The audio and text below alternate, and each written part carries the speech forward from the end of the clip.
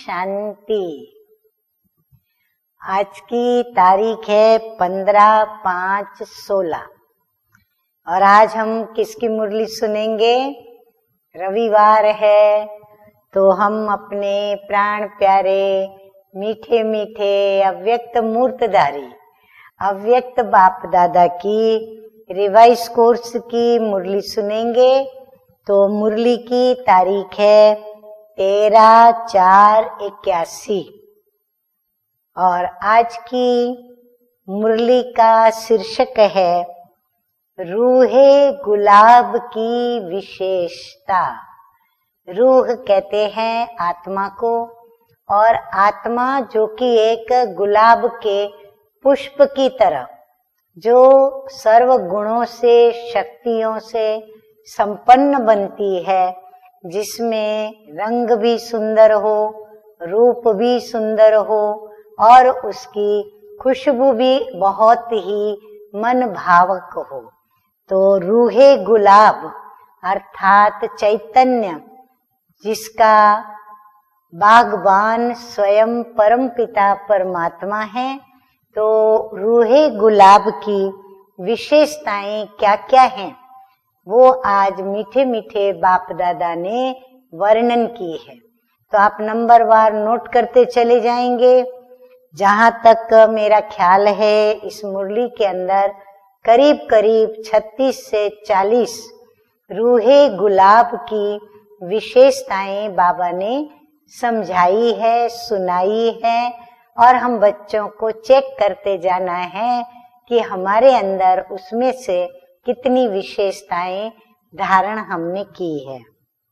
तो मीठे मीठे बाप दादा कहते हैं कि आज बागबान अपने रूहे गुलाब बच्चों को देख रहे हैं। हाँ, हरेक का चेहरा इतना हर्षित हो गया, मैं भी देख रही हूँ, गुलाब की तरह गुलाबी गुलाबी और खिल उठा है। तो आज बागबान अपने रूहे गुलाब बच्चों को देख रहे हैं। चारों ओर के रूहे गुलाब बच्चे बाप दादा के सन्मुख हैं।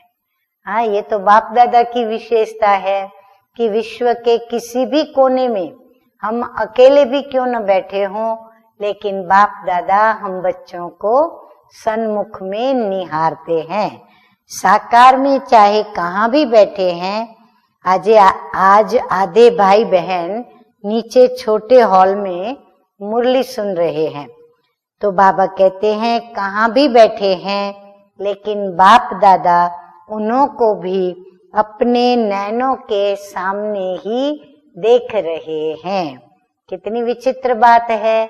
निराकार बाप जिसको आंखें नहीं, नैन नहीं, फिर भी सभी को देख रहे हैं।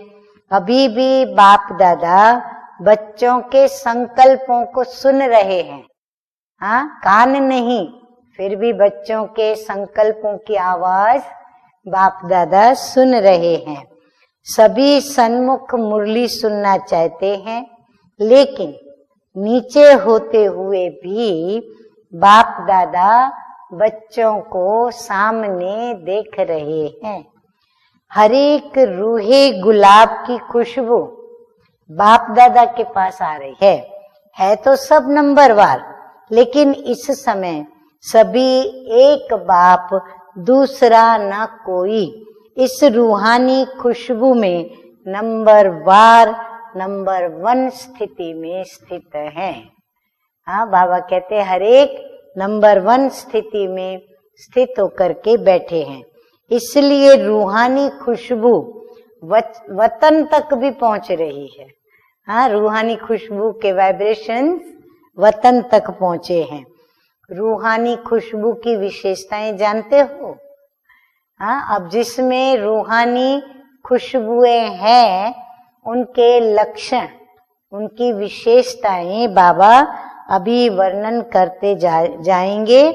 तो पहले तो बाबा कहते हैं उनकी विशेषताएं किस आधार पर है, किस आधार पर रूहानी खुशबू सदा काल एक रस और दूर दूर तक फैलती है, अर्थात प्रभाव डालती है। क्या ये जानते हो बच्चे? तो इसका मूल आधार क्या है? रूहानी खुशबू दूर दूर तक फैले, उसका आधार क्या है? तो बाबा कहते हैं रूहानी वृत्ति।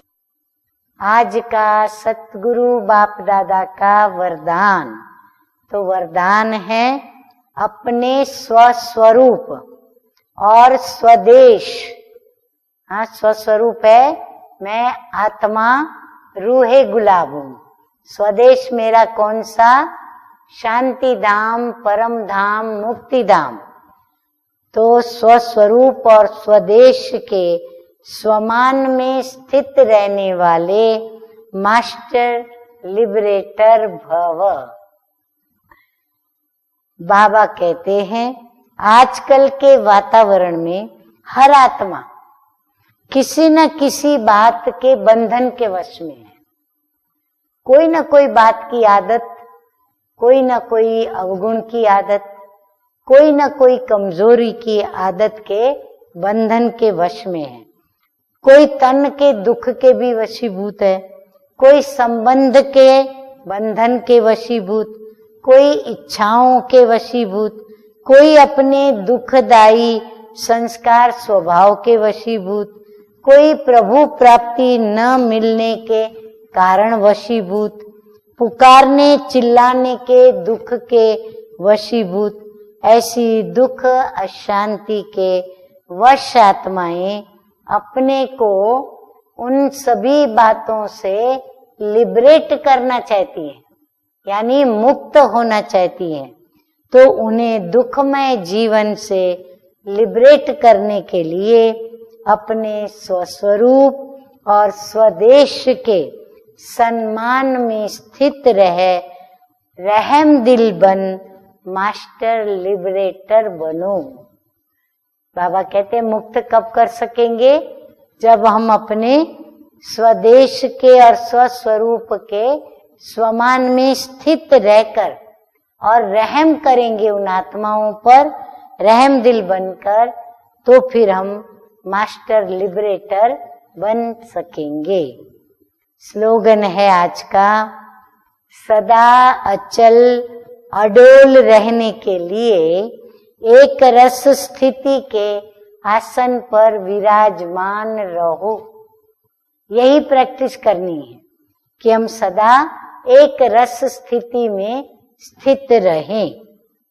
अच्छा, मीठे मीठे सिकिलदे बच्चों प्रति मात पिता बाप दादा का याद प्यार और गुड मॉर्निंग।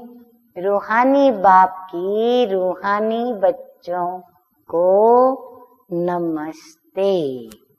हम रूहानी बच्चों की रूहानी बाप दादा को याद प्यार, गुड मॉर्निंग और नमस्ते नमस्ते। ओम शांति।